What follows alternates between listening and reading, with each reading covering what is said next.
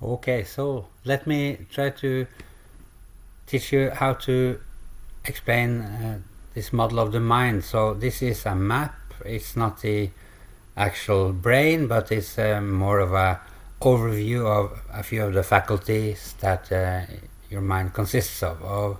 So if you like, think of the mind as a big round ball, and we divide that ball into two parts, and maybe actually the top part should be smaller. It's the conscious part of your mind, or the conscious mind, and you also have the subconscious mind, and for now we're gonna leave out the unconscious. So basically two parts, conscious or subconscious, and they're divided by this line. It's nice and fat, and this line is what we call the critical faculty.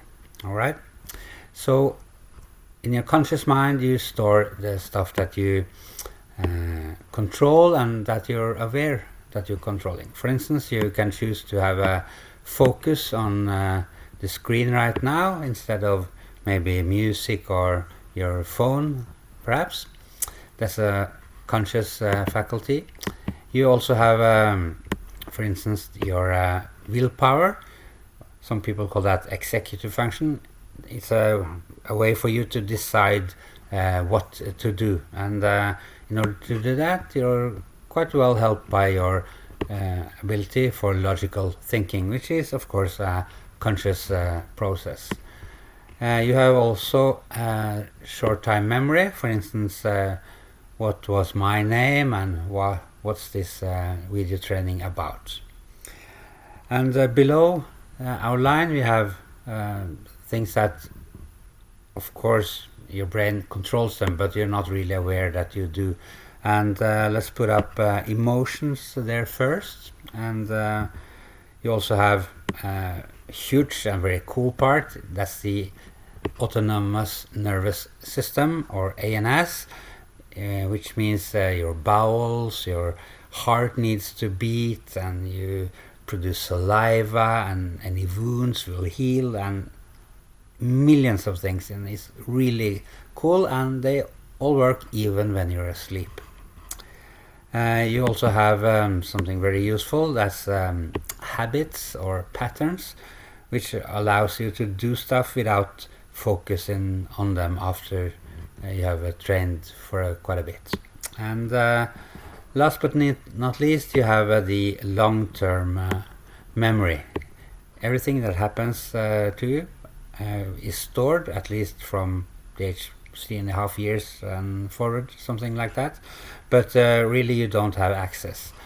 But it's not really like this. You have maybe a little snippet above the critical faculty, so you do have access to something from your childhood, say, but most of it is gone. What's the 15th car you saw yesterday, for instance? So long-term memory is mainly in the subconscious part, and some of it luckily is also in the conscious part.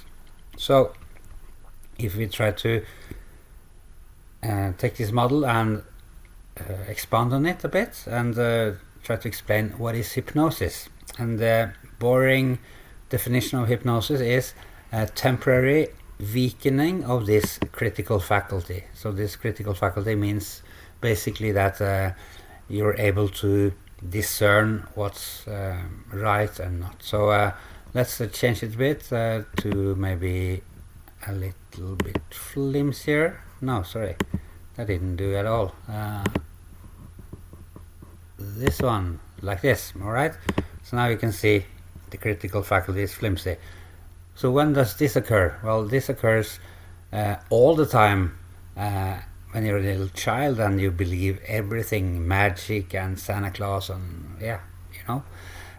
But if you're not completely sober, if you have been drinking alcohol, your critical faculty will be a bit weakened. And if you are confronted with a person that you believe are very knowledgeable, like a mentor or a guru for you, your critical faculty is softer or weaker than it's normally. So And on the flip side, if you meet a person you really don't like, boom, you're able to defend the things that are stored in your long time memory and the more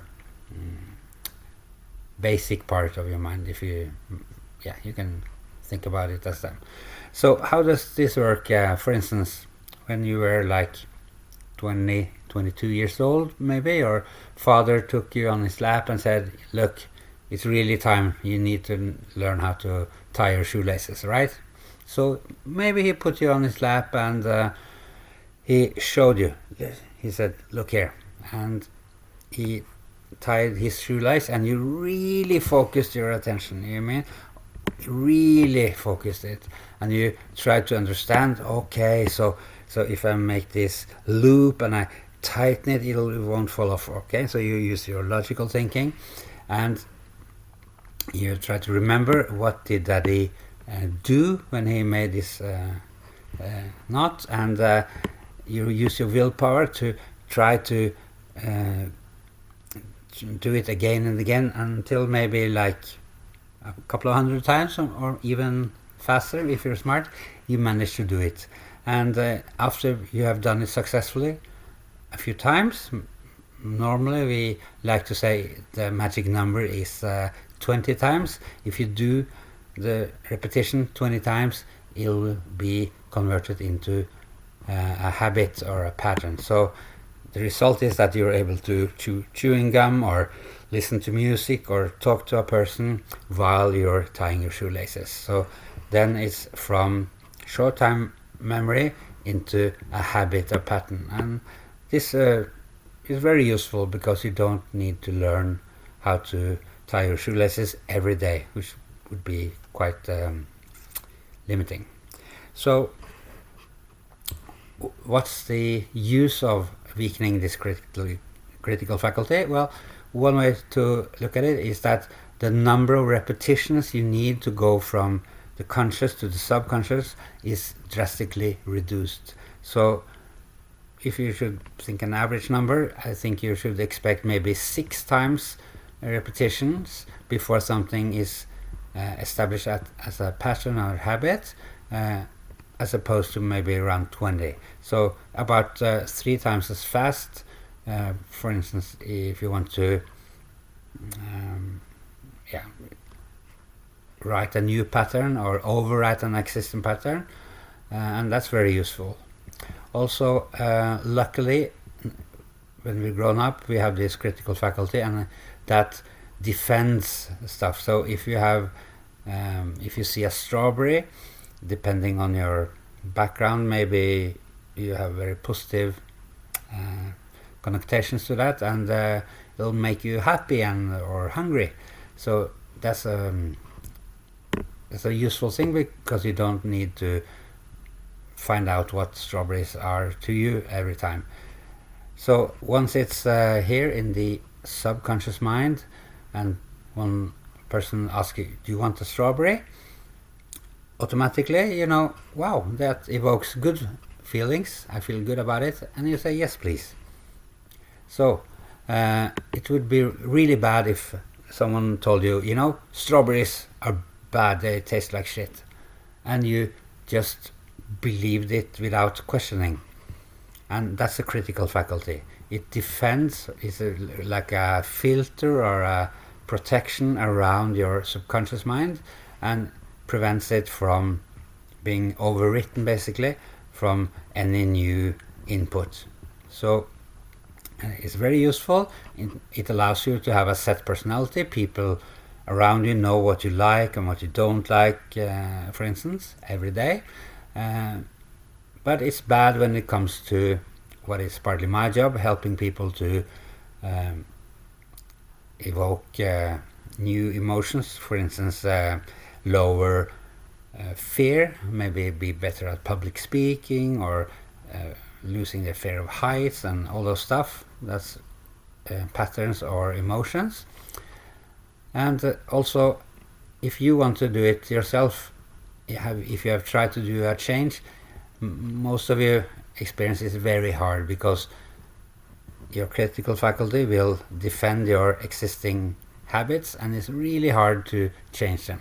But with hypnosis or self-hypnosis, you weaken this part. Alright, let's do it again.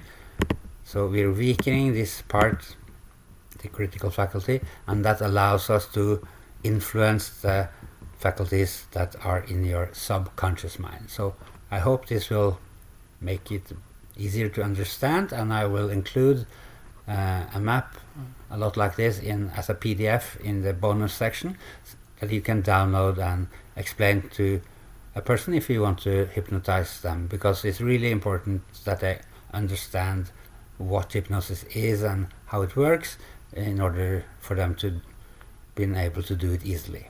Alright, so good luck.